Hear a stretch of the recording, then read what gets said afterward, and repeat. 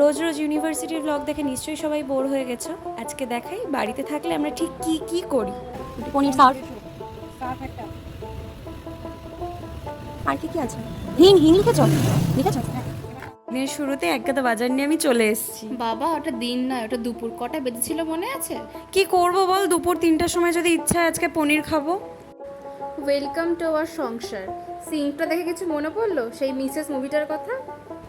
জি বাংলার রান্নাঘর, টুং টুং টুং টুং টুং টুং। তেলটা গরম হয়ে গেলে তাতে গরম মশলা দিয়ে আলু দিয়ে। তুই কুকিং চ্যানেল খুলেছিস নাকি? কি করব বল, পড়াশোনা করে যদি কিছু না হয় আবার তো একটা কুকিং চ্যানেলই খুলবো। এই আপনাদের এগারো রেসিপি লাগলে কমেন্ট করবেন কিন্তু। কি হয়েছে? এটা হচ্ছে চিলি পনিরের ছোট ভাই, মানে চিলি পনিরটা হতে হতে দই দেওয়া, দই দেওয়া, দই বেঁচে গেছিল। আর এই যে বাচ্চা দইটা ছিল সেটাকে আমরা মাল মশলা দিয়ে একটু রায়তা বানানোর চেষ্টা করতে করতে আবার ফেল হয়ে গেছে। কারণ বল, কারণ আমাদের কাছে চিনি ছিল না, আরো ইনগ্রেডিয়েন্টস কিছু কিছু ছিল না, আর সাদা ভাত।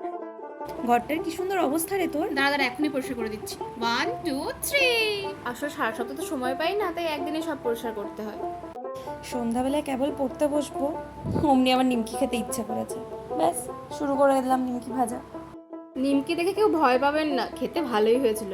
আসলে প্রথমবার করছে তো, আগে তো হয়নি কখনো। অবশেষে সারাদিন পর আমরা পড়তে বসেছি। রোজ রোজ এই কাজটা আমরা যদিও করি না, কিন্তু সামনে পরীক্ষা, এখনো যদি পড়তে না বসি এই সেমটাই আমাদের আর কেউ বাঁচাতে পারবে না।